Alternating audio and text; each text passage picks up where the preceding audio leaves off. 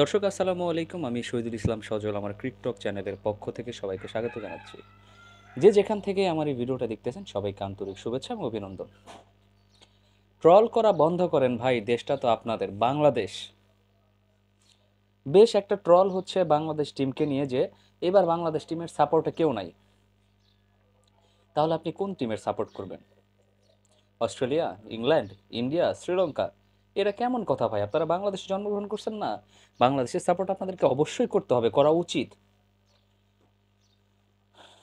ফেসবুকে জায়গায় জায়গায় ঘুরে বেড়াচ্ছে যে 16 কোটি মানুষের স্বপ্ন 15 জনের উপরে। এখানে এক একজন পোস্ট করতেছে কি, আমি বাদ, 15 লক্ষ, 15,99,99,999 জনের স্বপ্ন তাদের উপরে ডিপেন্ড করতেছে। কেন রে ভাই? আপনি সাপোর্ট করেন না, ভালো কথা। আপনি তাহলে ক্রিকেট বোঝেন না, আপনি ক্রিকেট খেলা দেখেন না, আপনি সাপোর্ট করেন না, সেটা ফেসবুকে দেওয়ার কি আছে? অনেকেই দিচ্ছে। আমি স্পষ্টতরভাবে একটা কথা বলতে চাই যে আমার বাংলাদেশ টিম যত খারাপই খেলুক ভাই, হারলেও বাংলাদেশ, জিতলেও বাংলাদেশ, শেষ পর্যন্ত বাংলাদেশের একজন যদি সাপোর্টার থেকে থাকে, সেই একজন সাপোর্টার হিসাবে আমি বাংলাদেশের খেলা দেখে যাব। আমি আমার দেশের প্রতি এতটা অকৃতজ্ঞ হইতে পারবো না। আর কৃতজ্ঞতা দেখানোটাই তো দরকার।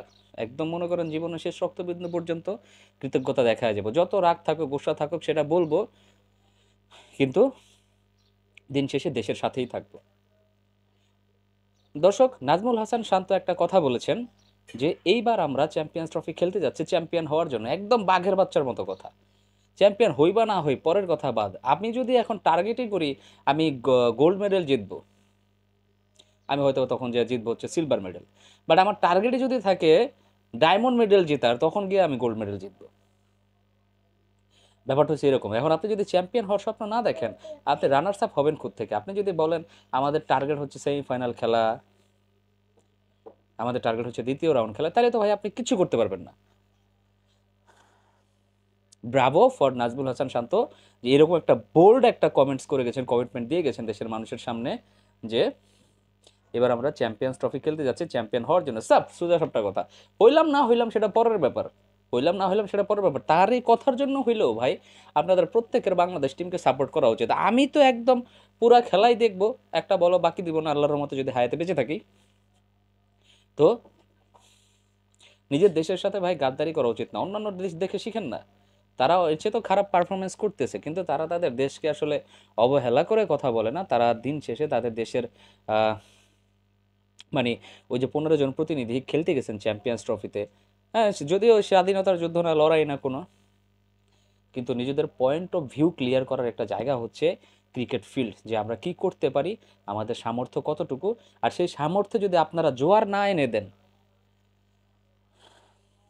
তাহলে কারো পক্ষেই ভালো কিছু করা সম্ভব না। আপনি যখন মাঠে খেলা দেখতে যান, যখন একজন প্লেয়ারের নামে উচ্চ স্বরে চিল্লাইতে থাকবেন, কথা বলতে থাকবেন, শান্ত শান্ত বলতে থাকবেন, তখন কিন্তু আপনার দর্শক কারেন্ট চলে গেল, যাই হোক কষ্ট করে একটু দেখবেন। ঘোলা ঘোলা দেখাচ্ছে যদিও। তো সবার কাছে অনুরোধ থাকবে এটাই যে আপনি যখন চিৎকার করবেন কারো নাম ধরে, দেখবেন যে তার ভিতরে একটা জোশ বইতেছে। সেম আমাদের বাংলাদেশের যে জাতীয় দল খেলতে যাচ্ছে না, তাদেরকেও জোশ জোশে ভিজিয়ে দেওয়ার দায়িত্বটা কিন্তু আপনার আর আমাদের। আমি যদি এখন এই ধরনের বেইমানি করি, বাটপারি কথাবার্তা বলি যে 15,99,99,999 জন আছেন বাংলাদেশ টিমের সাথে, আর আপনি নাই, তাতে কি বাংলাদেশের দলের কোনো কিছু যাবে আসবে? যাবে আসবে না ভাই। বাট এটা ফেসবুকের জামানা, ইনস্টাগ্রামের জামানা। আপনারা যা পোস্ট করতেছেন তাও ইন্টারন্যাশনালি মানুষ দেখতেছে, দেখতেছে, হাসির খোরাক বানাচ্ছে আপনাদেরকে। তো দিন শেষে আপনাদের প্রত্যেকের কাছে এই রিকোয়েস্ট থাকবে, যেগুলো বন্ধ করেন, এগুলো বন্ধ করেন। দিন শেষে দেশটা আমার, দেশটা আপনার। দেশের মানটাকে, দেশের মাথাকে কিভাবে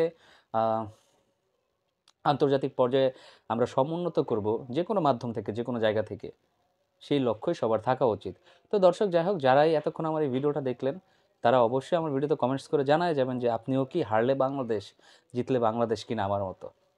সবাই ভালো থাকবেন, সুস্থ থাকবেন। সালামু আলাইকুম।